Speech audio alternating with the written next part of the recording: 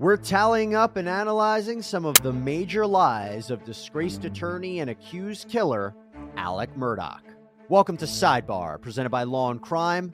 I'm Jesse Weber. It's always important to be aware of your surroundings, and safety is key, and that is where palm pepper spray can really help. This is a discreet but very powerful personal defense tool. It shoots up to 12 feet using the strongest legal formula of pepper spray. Super safe, easy to use, ready to fire. You just point and spray. And the best part, we have a promo code for you so you can always stay safe. Save 10% by using code LAWCRIME10 at palmpepperspray.com. And always remember to call 911 if you see someone in trouble. You continued lying after that night, did you not? But once I lied, I continued to lie. Yes, sir. Why?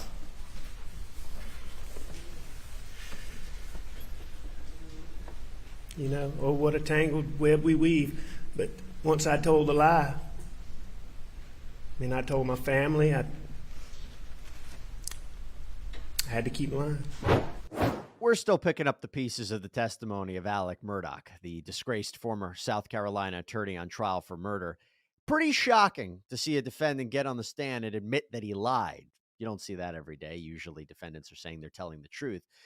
But it might be very strategic what is happening here. Now remember, Alex Murdaugh is accused of shooting to death his wife Maggie and son Paul on their family property back on June 7th, 2021. During the course of this trial, which is actually coming to an end shortly, or it appears to be coming to an end shortly, the prosecution has presented the theory that Murdaugh killed his family to distract attention away from alleged financial crimes that were about to be exposed. And we're going to get to that in a minute. But Alex Murdaugh has been very adamant that he did not kill his wife and son. And his defense attorneys have said that the prosecution has failed to prove their case beyond a reasonable doubt and that the circumstantial evidence is weak. But now, Alex Murdaugh took the stand. And one of the main themes of his testimony was that he lied. And he lied about a lot. Now, we're going to discuss some of the major lies that he claims he told and their significance. But an overall take here, it seems to be that maybe the reason he was doing this, and by the way, it's possible and seems very likely that he said these things on the stand against the advice of his counsel. Remember, it's a defendant's decision to take the stand, and that is the defendant's decision alone.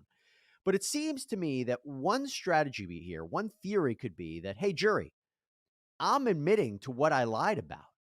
And the fact that I can come clean about these lies means that you should trust me when I say I didn't kill my wife and son. So let's start with the big one, being at the crime scene. Paul and Maggie's dead bodies, they were found by Alex Murdaugh at the kennels on their family property. He says he came home from visiting his sick mom. He found them there, called 911 at around 10:06 p.m. And since this case has started, Murdaugh was adamant that he wasn't at the kennels. In fact, listen to what he told law enforcement multiple times. Well, Maggie went to go to the kennels. Okay. And Paul left. And I'm assuming, Paul left because of, Gotcha. what happened. I'm assuming Paul went to the kennels. Okay. And what did you do once Maggie and Paul left? I stayed in the house. Okay. And I was watching TV, looking at my phone, and I actually fell asleep on the couch. Okay. I stayed on the couch, and I dozed off. So, and then I got up. Did you watch TV that night? I know the TV was, I believe the TV was on. But I wasn't watching it. I've got information that Paul was on the phone. Had you confronted him with what you're about to ask him prior to this? No, I had not. And the question you had just asked him, did that deal with whether he went down to the kennels or not after supper? Correct. And he said he had not. He had not.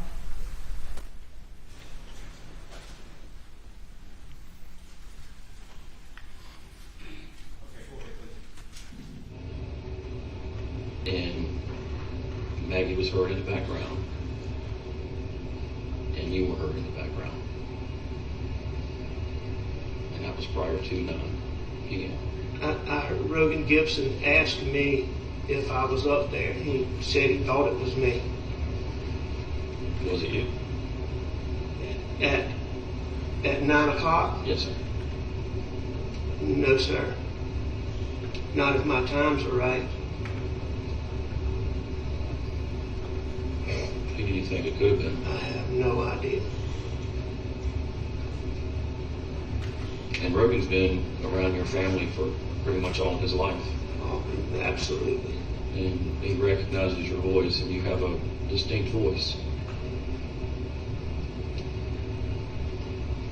Do you think of anybody else that has a voice similar to yours that he may have misinterpreted? No, sir. But then during this trial, the prosecution played a video that was taken off of Paul's phone, the infamous kennel video. And it was recorded at 8:44 p.m., lasted until 8:45 p.m. This is minutes before prosecutors say the two were killed. And again, this is by the kennels. This is at the crime scene. Get back. Get back.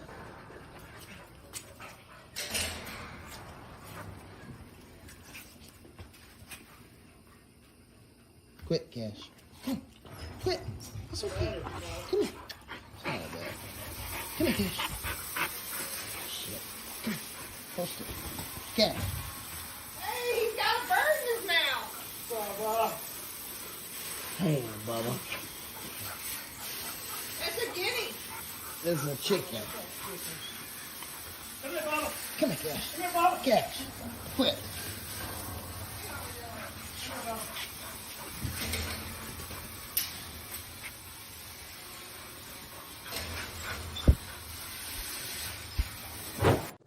And multiple people have testified that on that video, they heard the voices of Maggie, Paul, and Alex Murdaugh. Do you recognize any voices on that video? I recognize 3. Can you tell the jury what voices you recognize? I recognize Paul Murdaugh. I recognize Maggie Murdaugh. And I recognize Alex Murdaugh. And when you say Alex Murdaugh, do you see him in the courtroom here today? I do. Can you point him out for the jury, please? Yes, Or sir. describe him? He's wearing a blue blazer and has his glasses on his head. And how sure are you? 100%. So Alex Murdaugh gets on the stand, and in the first 5 minutes, not even the first 5 minutes, he addresses that video and his whereabouts. Mr. Murdaugh, is that you? On the kennel video at 8:44 p.m. on June 7th, the night Maggie and Paul were murdered. It is. Were you, in fact, at the kennels at 8:44 p.m. on the night Maggie and Paul were murdered? I was. Did you lie to Sled Agent Owen and Deputy Laura Rutland on the night of June 7th and told them that you stayed at the house after dinner? I did lie to them. Did you lie to Agent Owen and Agent Croft on the follow-up interview on June 10th that the last time you saw Maggie and Paul was at dinner? I did lie to them. And in the interview of August 11th, did you tell Agent Owen and Agent Croft, did you lie to them by telling them that you were not down at the kennels on that night? Yes. Alec, why did you lie to Agent Owen, Agent Croft, and Deputy Rutland about the last time you saw Maggie and Paul? As my addiction evolved over time, I would get in these situations or circumstances where I would get paranoid thinking. It could be anything that triggered it. It might be a look somebody gave me. It might be a reaction somebody had to something I did. It might be a policeman following me in a car. That night, June 7th, after finding Mags and Paul, don't talk to anybody without Danny with you. All my partners were just repeatedly telling me that. I had a deputy sheriff taking gunshot tests from my hands. I'm sitting in a police car with David Owen asking me about my relationship with my wife and my son. And all those things coupled together after finding them, coupled with my distrust for SLED, caused me to have paranoid thoughts. So I can't emphasize how important that is. He is admitting that that is his voice and he was there. That places him at the crime scene. Likely scenario that's coming in the minds of the juries, it seems to me to suggest to the jury that if they believe the prosecution's timeline, that if he isn't the killer, then the jury could be thinking, okay, so if he isn't the killer, then whoever did this waited for him to leave, grabbed the family guns. Remember, the prosecution says it was the Murdaugh family weapons that were used, even though the actual murder weapons were never recovered. So this person or persons grabbed the guns, they kill Maggie and Paul, they get out of there, and they left Alex Murdaugh alive. They kill them right when Alex Murdaugh leaves the kennels. Again, if they believe the prosecution's timeline. Does that seem a little too convenient? Does that seem reasonable? Could it have happened that way? Now, prosecutor Creighton Waters really pressed Murdaugh on this admission. That the first time that law enforcement officers that you've talked to and the prosecution and here in open court ever heard you say that you lied about being in the kennels was today in this court. Yes, I'm aware of that. You would agree with that? Yes, sir. All this time later, this is the first time you've ever said that. Yes, sir. Yeah, I think there's an interesting question to think about here. Would Alex Murdaugh ever have admitted to being down at the kennels, again, the crime scene, if this kennel video never came out? Do you think he would have ever admitted it? Or was it because the video came out and it was because multiple people said that that's his voice, he really had nowhere else to go? Maybe, maybe not. And that is not the only thing that Alex Murdaugh lied about, being at the kennels. You see, he also lied about what he was doing instead. Remember, he said he stayed inside after dinner, watched TV, dozed off, took a nap, and then went to visit his sick mom. But now he says, well, actually, I didn't want to go down to the kennels, but I did, doing some stuff with the dogs. Doesn't remember what he said to Paul and Maggie before he left. He might have left at 8:47 p.m., which again is just 3 or 4 minutes before when prosecutors believe the murders took place based on cell phone data. He didn't want to get all hot and sweaty since he just showered and changed, and he went back to the house. So he wasn't just at the house the whole time like he originally said. And again, Creighton Waters hit him on that. And you testified you went inside and the TV's on, right? I did go inside, and the TV was on. Okay. And you laid down, is that right? I did. All right. Before you said you'd been napping for an hour or so, or napping that entire time, but now you laid down on the couch? That's correct. All right. And maybe dozed for a second, Maybe. according to your new story? How long did you doze? If I dozed, extremely short time. Extremely short time? Because you would agree with me that at 9:02, you're up and moving, according to the data. I agree that according to that data, my phone's recording steps at whatever time it is, 9:02 something. I don't know if I got up, went to the bathroom. I don't know. I can't tell you exactly what I was doing. And that's far more steps in a shorter time period than any time prior, as you've seen from the testimony in this case. So what were you so busy doing?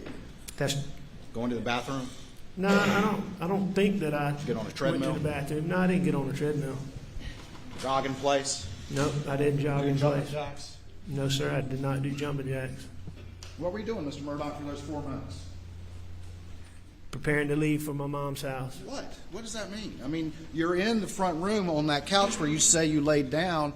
The Suburban's just right outside. What all are you doing? I don't know if I got up and went to my room, went to the gun room, went back in that. Doing what? You've been so clear in your new story about everything. What were you doing during these 4 minutes? I disagree with your assertion about every detail. I don't recall. I know that I was getting up and I was leaving. I was going to check on my mom. So was he just getting ready to leave or cleaning up and covering up the murders of Paul and Maggie? Now, a little caveat here.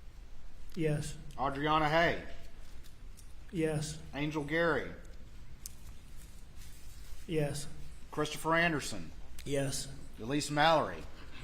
Yes. Now, why this is so shocking is because Alex Murdaugh faces over 90 separate charges related to these financial crimes. We're talking money laundering, tax evasion, theft, insurance fraud, all outside of this murder case. The fact that he just admitted all of this is devastating. I mean, is he not going to plead guilty now to all this? It's not clear. It's kind of hard for me to imagine that this is something his attorneys advised him to do. In fact, I think it might have been some disagreement between Alex Murdaugh and his attorneys about his decision to testify. I said before, it is his decision to testify. The strategy here could be, again, jury, I'm admitting to some really devastating stuff, but I'm doing this to show you I may be a liar, I may be a cheat, but I am not a killer. If I admit this to you, then you could believe me when I say I didn't kill my wife and son. Then again, of course, the question is, if he can lie to his family, friends, law enforcement, clients, police, why should the jury really believe he's not lying to them now? What stops him from lying to them? I want to give also a separate specific call out for the lies that he told Tony Satterfield. Tony Satterfield is the son of the late Gloria Satterfield, who was the housekeeper for the Murdaughs who died from a slip and fall at the Murdaugh family home. Now, Tony Satterfield testified that Alex Murdaugh told him and his brother that he would make sure they were financially taken care of and advised them to file a wrongful death claim after his mother's death. The only problem is, according to Tony, Alex Murdaugh never told him about the multiple settlements in this case, and the brothers were never paid anything. Just to clear this up, how often would you talk to the defendant? 3 to 4 times a year or something, I believe. I can't recall. Every few months. Would you talk by phone or would you talk by text or both? Both. And when you would talk to him, would you ask about the status of your case? Yes. And each time you talked to him, what did he say? It was making progress. Making progress. Did he say it was a hard case or not? Yes. Did he ever tell you about how much money he might be able to get for you? The goal was to get $100,000 apiece for me and my brother. At any time over the years, did he ever tell you that there had already been a recovery in the case? No. At any time over the years, did he mention anything about having a $5 million umbrella policy? No. At any time, did he ever pay you 1 penny? No. And once again, Alex Murdaugh admitted on the stand to what he did. Do you remember looking Tony Satterfield in the eye and lying to him? I remember lying to Tony Satterfield, and I remember looking him in the eye on many occasions. And lying to him? Yeah. Okay. Lying to his family? I lied to his family. I don't know if I did it in person, but I know I had phone conversations with him where I lied to him. So again, if he could lie to this innocent family, could he be lying to the jurors as well? How do they know if he's telling the truth? All right, let's finish this out. And we're going to finish this out with another major lie. And this is the infamous roadside shooting. So we know that Alex Murdaugh in September 2021 was shot. Hampton County 911, what's your emergency? On Salkahatchee Road. Okay, what's going on? I got a flat tire, Mm-hmm. and I stopped, and somebody stopped to help me. And when I turned my back, they tried to shoot me. Oh, okay. Were you shot? Yeah. Now, at the time, he said it was some unknown shooter. However, Alex Murdaugh would eventually reveal that that too was a lie, that he got a man named Curtis Eddie Smith to shoot him as part of a scheme where, with him dead, his surviving son Buster could potentially receive the proceeds of a multi-million-dollar life insurance payout. And he would eventually admit this lie to law enforcement. You tell somebody shot? Yes, sir. Some asked you, right? At my request. So your intent was to have him kill you so you could collect your life insurance, right? So my son could. I mean, I knew I was about to lose everything, and I figured he's better off that way than dealing with me. And Alex Murdaugh admitted this even further when he took the stand. You saw the video from the ambulance where you said you'd been attacked by an unknown assailant and described him? I did. And you heard the testimony from Ryan Kelly where you, again, went into detail and described this attack from an unknown assailant? I did. And you heard the testimony about your interview on September 6th with law enforcement, in which you went into great detail and again described this unknown assailant? I did. And you heard the testimony, and in fact the image was put in about how you sat down with a sled sketch artist and spent a period of time with her going forward and creating an image of the supposed assailant. I did sit down with I was in the hospital, and they came in, sat down with me, asked me a bunch of questions. I answered their questions, and yes, you did. You sat there. It came up with a composite. Yes, sir. Sat there and answered their questions just as effortlessly and convincingly as you've been trying to do for the past 2 days. Isn't that correct? No, sir. That's not true. In that hospital, I couldn't sit still. I was standing up. I was walking around. I was using the bathroom with the lady sitting right there. I was 2 days into not taking, 3 days into not taking pills like I had been. So, no, it wasn't effortlessly. But, I told him what I told him. I don't dispute that I lied. It was all lies, though, is the point, correct? It was. You were asked about the roadside shooting, and your intent was to end your life that day, was it not? It was, no question. And you were shot but not killed, and then you made up a lie to law enforcement about what happened, right? That's correct. So a few things to take away from here. First of all, like we talked about, if he's willing to lie to police about a violent crime, is he lying now about another violent crime? If he can think to come up with this plot, did he not also plot to kill his family? Again, the theory put forward by the prosecution is that when trouble is at Murdaugh's doorstep, he creates bad things. He was about to be exposed for financial crimes. He kills his family. He's fired by his law firm. And then shortly after, he does this. So now Alex Murdaugh responds to this by saying, wait a second. My intent here was for me to die. This was not any way connected to what happened to Paul and Maggie. And the lie that you told of an unknown assailant was to try to make people think that the, quote, real bad guys were back again to finish the job. Isn't that true? No, sir, that's not true. That's not the effect that you intended that story to have? Did it have that effect on people that you knew? Isn't that the exact effect that it had? I don't think there's many people that believe that. No, sir. I know the people that were, the people that were closest to me didn't believe that. So, when no, sir. Accountability is at your door, Mr. Murdaugh, bad things happen. Isn't that true? When accountability is at my doorstep, go ahead. Bad things happen. What do you mean by bad things? June 7th happened. September 4th happened.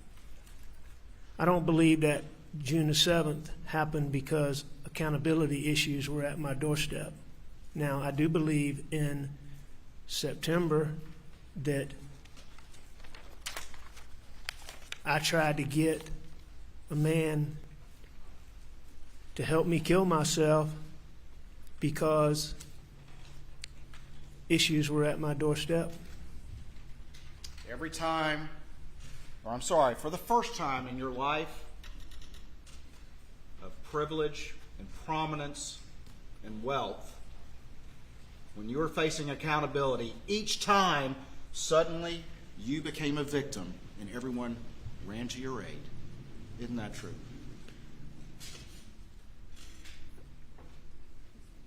I disagree with that, but I mean, what you're Shame for you're- you is an you're in- extraordinary provocation. Isn't that true, Mr. Murdaugh? Hang on, let me just finish this. You seem to be implying 2 dates, June the 7th and September, and talking about accountability issues. And I mean, to me, those two things are totally different. There were no accountability issues on my doorstep on June the 7th. That's what you say, And in September, not what other people say. I was trying to, well, no, I mean, been a lot of people, well, in September, that wasn't designed to gain me sympathy. That was designed for me not to be here because I didn't want my son to have to deal with the wake of the things that I had done. But that's not the story you told. The story that came out of your mouth right away was the story of you getting attacked by some unknown assailant while you were trying to change a tire in run flats. Well, that's the story that you told. That is the story I told, but that's because the man who shot me did not shoot me that day as I intended. And I had to have a story as to how I got shot, so I lied. Again, not every day you have a defendant admitting to so much. Becomes a question, what will the jury do with all this information?